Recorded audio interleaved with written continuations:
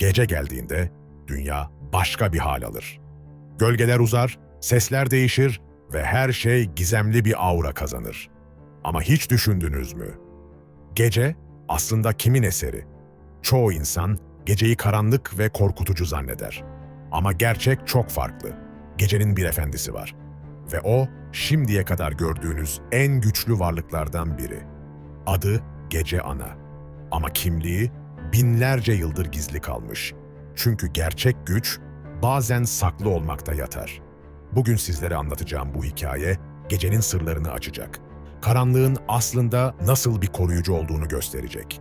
Ve belki de kendi içinizdeki gizli gücü keşfetmenizi sağlayacak. Çünkü herkesin içinde küçük bir gece ana yaşar. Saklı, güçlü ve bekleyen. Bu arada ben Mitolya. Türk mitolojisinin derinliklerinden çıkardığım bu epik hikayeleri düzenli olarak paylaşıyorum. Eğer bu tür büyüleyici destanları kaçırmak istemiyorsanız hemen abone ol butonuna tıklayın ve bildirimleri açın. Çünkü her video ruhunuzu sarsacak yeni bir gizem. Dünyanın yaratılışında Göktengri büyük bir sorunu fark etti. Sürekli aydınlık canlıları yoruyordu. Bitkilerin dinlenmesi, hayvanların uyuması, insanların rüya görmesi gerekiyordu. Gündüz kadar gerekli bir şey daha vardı. Gece. Ama gece sadece karanlık olmamalıydı. Gece aynı zamanda koruyucu, şifalı ve bilgelik veren olmalıydı. Bu yüzden Tengri özel bir varlık yaratmaya karar verdi. En derin gece karanlığından, en parlak yıldızların ışığından ve en derin sırlardan Gece Ana'yı yarattı. Ve ona çok özel bir armağan verdi. Gizlilik.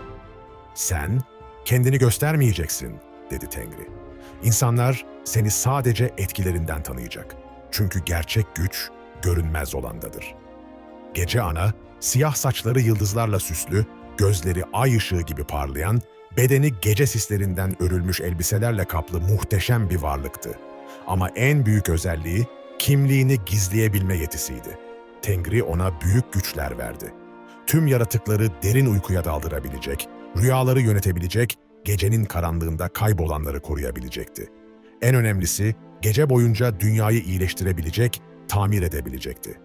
Gündüzün yıprattığı her şeyi sen onaracaksın, dedi Tengri.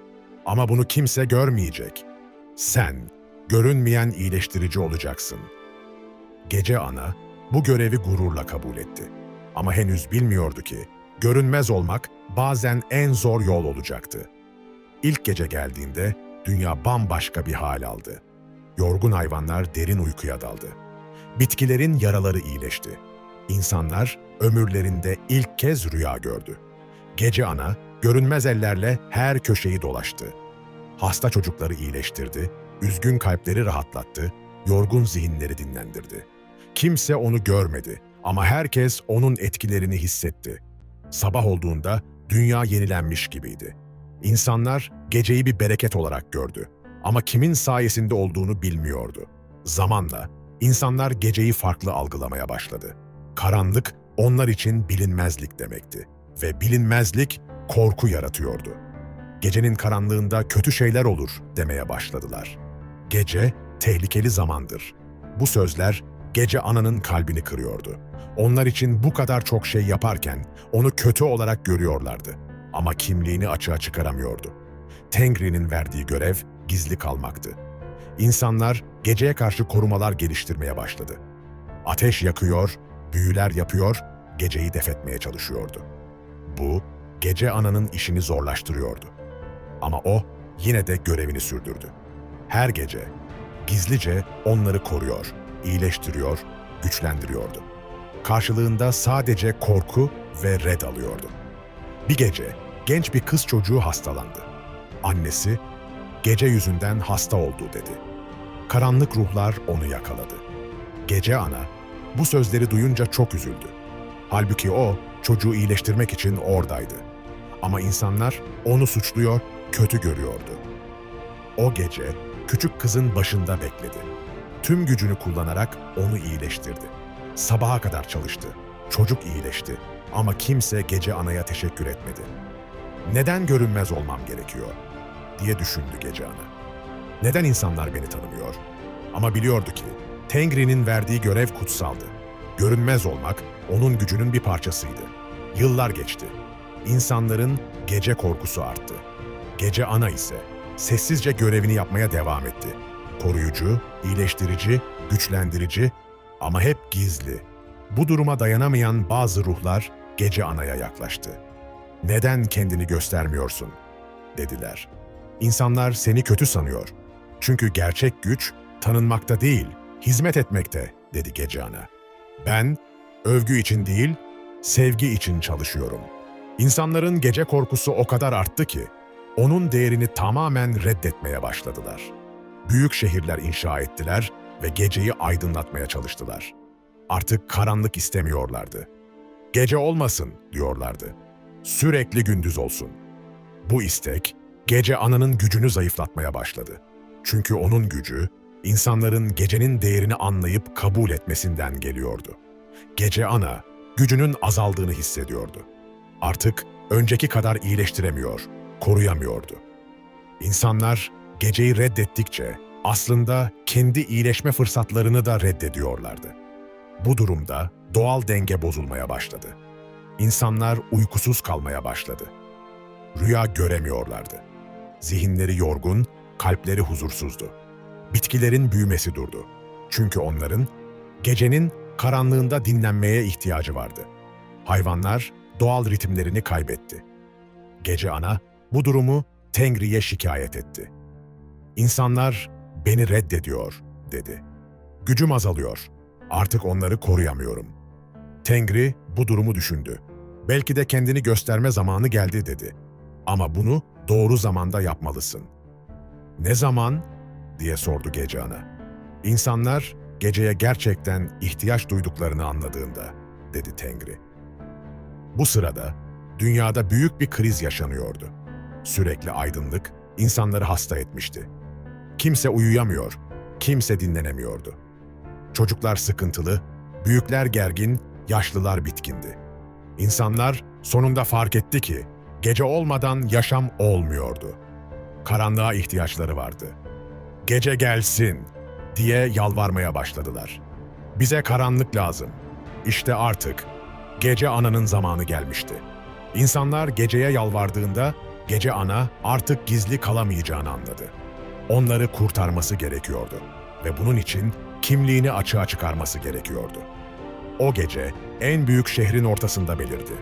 Yıldızlarla süslü siyah saçları, ay ışığı gibi parlayan gözleri, gece sislerinden örülmüş elbisesiyle insanlar onu görünce şaşırdı.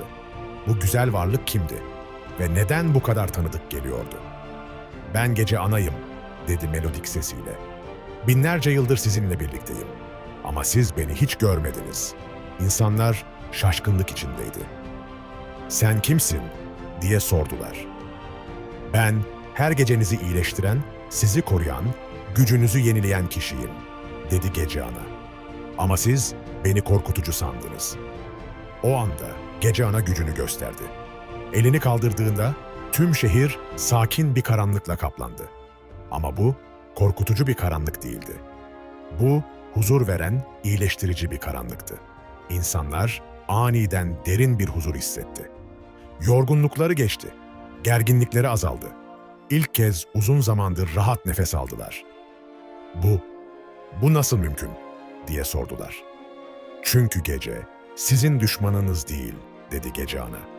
"Gece sizin iyileştiriciniz." O gece, gece ana herkesi derin bir uykuya daldırdı. Ama bu uyku sadece dinlendirici değildi. Bu uyku iyileştirici, güçlendirici, yenileyiciydi. Sabah uyandıklarında insanlar kendilerini yıllar sonra ilk kez bu kadar iyi hissetti. Hastalıkları geçmiş, yorgunlukları bitmiş, zihinleri berraklaşmıştı. Sen bize bunları mı yapıyordun?" diye sordular. "Her gece," dedi gece ana. "Binlerce yıldır." O anda insanlar büyük bir utanç hissetti. Bu kadar güzel, bu kadar faydalı bir varlığı nasıl kötü saymışlardı? Gece ananın kimliğini açığa çıkarmasından sonra dünyada büyük bir değişim yaşandı. İnsanlar geceyi yeniden keşfetti. Artık gece korku zamanı değil, iyileşme zamanıydı. İnsanlar geceyi sabırsızlıkla beklemeye başladı. Çünkü biliyorlardı ki Gece Ana onları koruyacak, iyileştirecekti. Gece Ana artık gizli kalma zorunluluğu kalmadığı için daha açık bir şekilde çalışabiliyordu. Her gece görünür ellerle insanları iyileştiriyor, güçlendiriyordu. Ama en önemli değişim insanların kendi içlerindeki Gece Ana'yı keşfetmesiydi. Herkesin içinde benim bir parçam var, dedi Gece Ana. O parça, gizli gücünüz, iç bilgeliğiniz, dinlendirici enerjiniz. İnsanlar bu iç güçlerini keşfetmeye başladı. Meditasyon yapmayı, iç seslerini dinlemeyi, rüyalarının mesajlarını anlamayı öğrendiler. Gece Ana, onlara özel ritüeller öğretti. Geceyi karşılama törenleri, ay ışığında iyileşme seansları, yıldızlarla konuşma teknikleri. Gece sadece uyku zamanı değil dedi. Gece büyüme zamanıdır. Zamanla yeni bir kültür oluştu. Gece kültürü. İnsanlar gecenin değerini anladı. Karanlığı korkutucu değil, iyileştirici olarak gördü. Çocuklara Gece Ana'nın hikayeleri anlatılmaya başlandı. Onlar geceyi korkmadan sevgiyle karşılamayı öğrendi. Gece Ana artık gizli bir koruyucu değil, sevilen bir rehber olmuştu. Ama en güzel değişim insanların kendi içlerindeki gizli güçleri keşfetmesiydi. Herkesin içinde saklı olan o güçlü, bilge, iyileştirici enerji, "Bu benim en büyük hediyem," dedi Gece Ana. "Sizin kendi gücünüzü keşfetmeniz." Gece Ana'nın hikayesi böyle sona erer. Ama onun verdiği ders bugün her zamankinden daha önemli. Modern dünyada gece yine tehlike altında. Şehir ışıkları, ekranların parlaklığı, sürekli uyarılmışlık. Gecenin değerini yine kaybetmeye başladık. Ama Gece Ana'nın sırrı hala geçerli. Gerçek güç görünmez olandadır. İç güç sakin güçtür. Bu hikaye bize şunu öğretiyor. Bazen en değerli şeyler en görünmez olanlardır. Gece Ana gibi sessizce çalışan, gizlice iyileştiren güçler. Modern yaşamda kendi Gece Anamızı bulmamız gerekiyor. O iç sesimiz, o sakin gücümüz, o iyileştirici enerjimiz, gecenin değerini tekrar keşfetmek, aslında kendimizin değerini keşfetmek demek. Karanlığı korkutucu değil, iyileştirici olarak görmek, Gece Ana'nın en büyük hediyesi şu: herkesin içinde gizli bir güç var ve bu güç tanınmayı bekliyor. Belki de bu gece pencereden dışarı bakıp Gece Ana'ya teşekkür edebiliriz. O hala orada, hala koruyuyor, hala iyileştiriyor ve belki de kendi içimizdeki Gece Ana'yı uyandırabiliriz. O gizli güç, o sakin bilgelik, o iyileştirici enerji. Çünkü gerçek güç gösterişte değil, gizlilikte yatar. Ve böylece Gece Ana'nın sırrı sona eriyor. Ama onun gücü hiç bitmiyor. Her gece hala aramızda. Her karanlıkta, her sessizlikte, her derin nefeste. Unutmayın, siz de bir Gece Anasınız. İçinizdeki o gizli güç sadece keşfedilmeyi bekliyor. Türk mitolojisinin bu büyüleyici hikayesini dinlediğiniz için teşekkür ederiz. Sizin içinizdeki gizli güç nedir? Yorumlarda bizimle paylaşın. Bir sonraki videomuzda Türk mitolojisinin bir başka sırrıyla karşınızda olacağız. Bu gizemli yolculukta yanımızda olmak için abone olmayı unutmayın.